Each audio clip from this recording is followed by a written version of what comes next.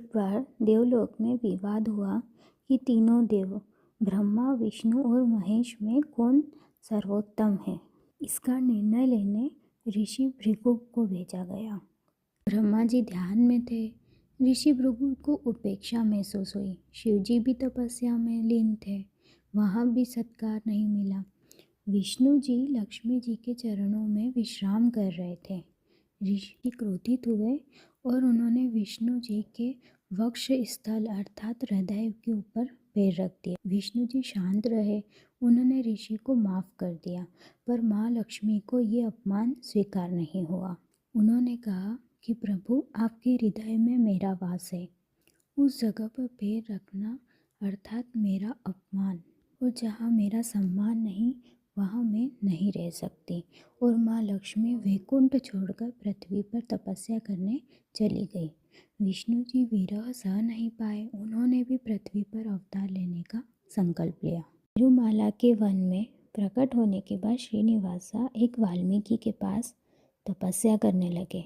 लक्ष्मी जी उनसे नाराज थी, इसलिए श्रीनिवासा कमज़ोर हो रहे थे। तब धरती माँ प्रकट हुई और बोली, पुत्र, जब तक लक्ष्मी तुमसे दूर है मैं तुम्हारी सेवा करूँगी। मैं अपनी एक दिव्य गौ को तुम्हारे भोजन का आधार बनाती हूँ। उसके बाद चोला राजा के गौधान में एक दिव्य गौ का जन्म हुआ, जो रोज वन में आकर वाल्मीकि पर अपना दूध चढ़ा देती थी, जिससे श्रीनिवासा पीकर जीवित रहते थे। गौ माता की ये कहानी बहुत गहरी है।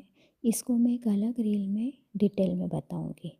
इस प्रकार श्रीनिवासा का जीवन गौ सेवा से पुष्पित होता रहा और यही तिरुपति की परंपरा का सबसे पवित्र अध्याय बना। तिरुमाला पर राज्य करने वाले राजा आकाश राज की एक लाडली कन्या थी, जिसका नाम था पद्मावती, जो कोमलता, दया और दिव्य तेज के लिए पूरे राज्य में प्रसिद्ध थी।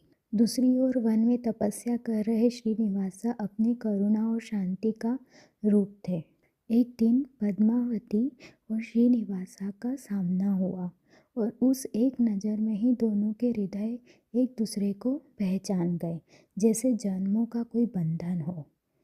देवता, ऋषि, गंधर्व सभी ने इस मिलन को दिव्य माना और विवाह की इच्छा व्यक्त की। राजा आकाश राज ने भी बहुत भव्य और राजसी विवाह का संकल्प लिया, पर उसके लिए अपार धन की आवश्यकता थी। सबके सहयोग और श्रीनिवासा की दिव्य कृपा से पवित्र विवाह संपन्न हुआ। इसी दिव्य मिलन के बाद ही शुरू होती है श्रीनिवासा के कर्ज और लक्ष्मी माता की दुगुना देने की।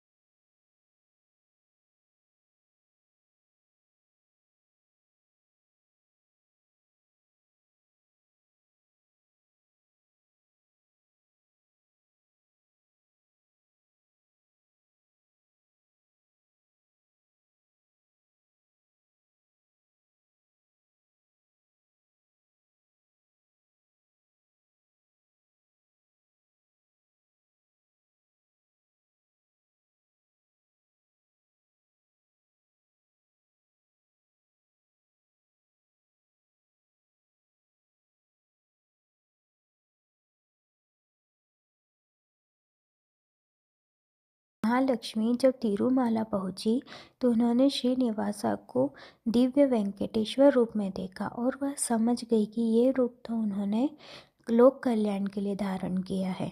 इसलिए दिव्य संदेश का प्रतीक आज भी बालाजी की मूर्ति में दिखता है, जहाँ दाएं तरफ माँ लक्ष्मी तथा बाएं तरफ माँ पद्मावती है। लक्ष्मी जो कि समृद्धि और दया का रूप है और पद्मावती जो कि मंगल का रूप है। दोनों का साथ बालाजी के हृदय पर दिव्य संतुलन का प्रतीक है। समृद्धि, प्रेम वेंकटेश्वर का पूरा कृपा स्वरूप है।